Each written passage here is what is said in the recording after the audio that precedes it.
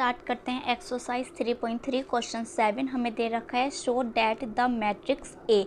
जो ए मैट्रिक्स है उसे हमें बताना है कि इज़ ए सिमेट्रिक मैट्रिक्स। तो जो हमें ये गिवन है ए मैट्रिक्स ये सिमेट्रिक है या नहीं है। असिमेट्रिक होने के लिए क्या होना ज़रूरी है देखते हैं हम।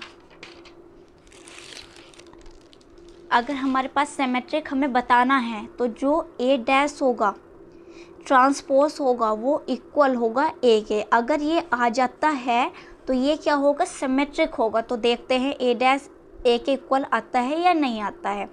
तो ये जो फर्स्ट है ट्रांसपोज क्या है, बिल्कुल ऐसे ही कि जो हमारे पास रो है उसे चेंज करना है हमें कॉलम में। तो ये फर्स्ट रो है, सेकंड रो और थर्ड रो। तो 3 कॉलम बनेंगे। तो जो ऐसे लिखी हुई है उस लाइन को हम ऐसे लिख देते हैं, ठीक है। तो ये हमारे पास आएगा 1 -1 और यहाँ आएगा 5। अब इस लाइन को चेंज करेंगे, यहाँ आएगा -1 2 1। इस लाइन को चेंज करते हैं 5 1 3। तो ये देखो कि इसका जो ट्रांसपोज है ए डैश वो किसके इक्वल आ रहा है, ए के इक्वल आ रहा है, बिल्कुल सेम है।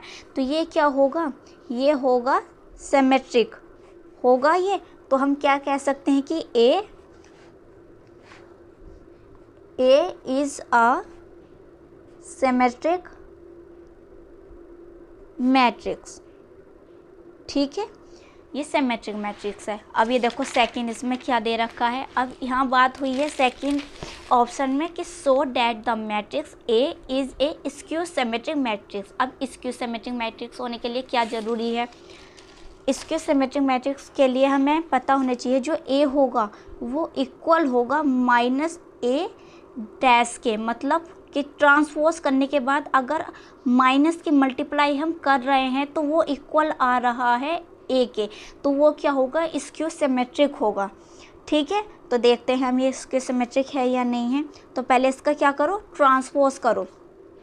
तो फर्स्टली हमें क्या करना है, जो रो है फर्स्ट रो सेकंड रो और थर्ड रो इसे चेंज करना है कॉलम में। तो 0 1 -1। अब ये देखो यहाँ -1 0 1 1 -1 और 0।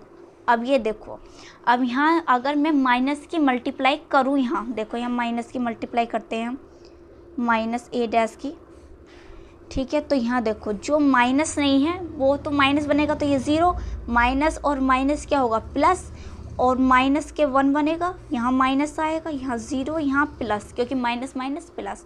जो माइनस का नहीं वो माइनस का बन जाएगा, जो माइनस का वो प्लस का बन जाएगा। अब ये देखो कि ये बिल्कुल किसके इक्वल है, यहाँ -1 है, यहाँ देखो -1 है, बिल्कुल सेम एज किसके इक्वल आ गया, ए के इक्वल आ गया। तो ये क्या है, स्क्वायर सिमेट्रिक हो गया। तो जो ए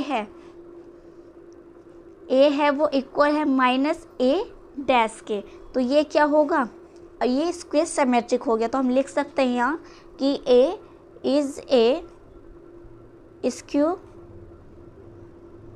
सिमेट्रिक मैट्रिक्स। ये हमारा आंसर हो गया। अगर वीडियो अच्छी लगे तो वीडियो को लाइक करें, शेयर करें और सब्सक्राइब करें चैनल।